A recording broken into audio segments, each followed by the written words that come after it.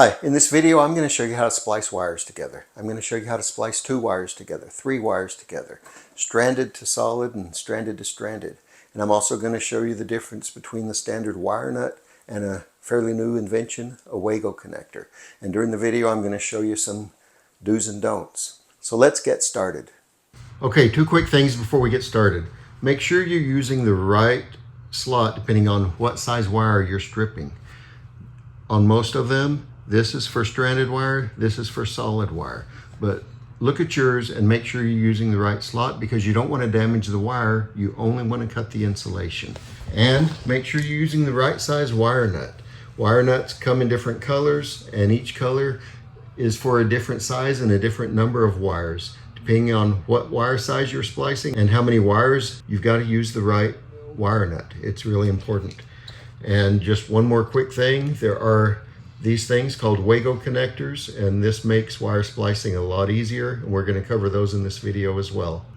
Okay, the first situation we're going to look at is where we splice a stranded wire onto a solid wire. A common situation where you'll see this is when you're installing a light fixture or a ceiling fan, because light fixtures and ceiling fans normally come pre-wired with stranded wire while your house is wired with solid wire. So what you need to do is strip off about a 1/2 inch of insulation. And on these strippers, this side is for stranded wire, this side is gauged for solid wire. So this is the stranded wire, and we're gonna cut off about a 1/2 inch here. And you wanna be careful, you wanna make sure you're using the right slot for the wire size. And you don't wanna cut the actual strands of wire loose. You want to just cut the insulation itself, because if you take a lot of these wires off, then it's not able to carry as much current and it can overheat and be a fire hazard. And then we're going to do the same thing on the solid wire. This is number 12 wire, so we're going to use the slot for number 12. And again, you don't want to damage the wire, you just want to cut the insulation off. So you don't need to pre-twist these wires, just line up the insulation, put the wire nut on, and you start twisting.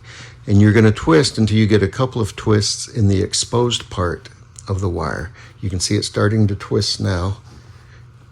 And we've got a couple of good twists in there, and this thing is very difficult to turn.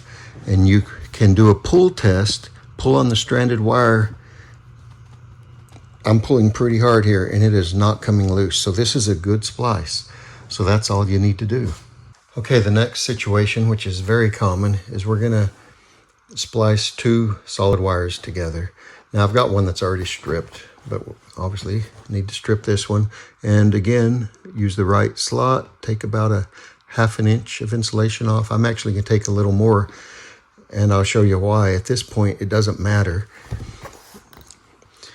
Okay, so what you want to do is line the edges of the insulation up, and then you take a pair of pliers, and I like to grab it down low and start twisting. You want to twist it until you get several twists in the insulation itself. And now what you'll do is cut off at the end, and then I like to give it just a little bit more of a twist to kind of smooth that cut part off. Then use the wire nut. You want to use the right size. This is yellow. It's good for 2 number 12 wires, and you'll just screw it on there until it basically won't turn anymore. So this is a good splice here. It's good and tight. It's not going to go anywhere. It will be here for years. Next thing we're going to do is splice 3 wires together. So again, you start by stripping off some of the insulation, and it really doesn't matter how much you take off because you're going to trim it before you actually put the wire nut on. But you want to make sure you're using the right slot. I'm going to take off about 3/4 of an inch here. And again, be careful that you're not nicking the wires.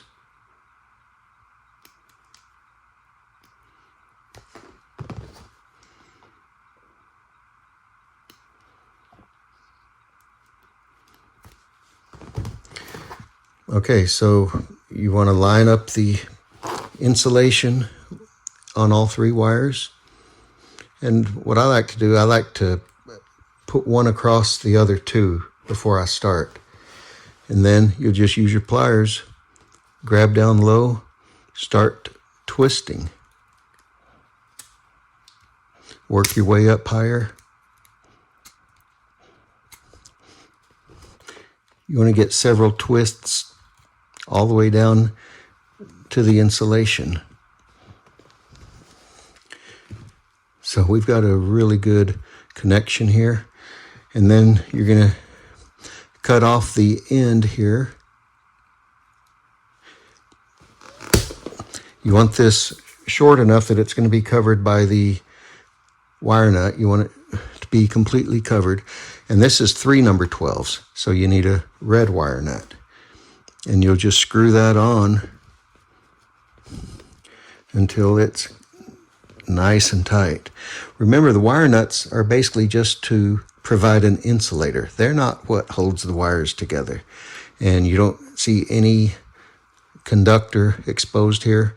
So this splice is good and tight. It'll last for years. Okay, now let's talk about the situation of splicing 2 stranded wires together. So we've got these 2 wires, and splicing stranded wires is a little more difficult because you don't have the solid wire to really lock into that wire nut. So you need to make sure you get a good connection. So I've already got this one stripped. We'll strip this one, take off maybe a little more than ½ an inch here. And on these, I like to pre-twist them.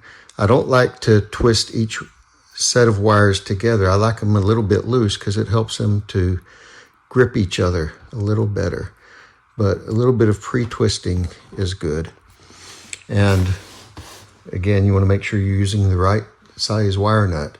Too big on this is definitely a problem. So we're going to use this wire nut here.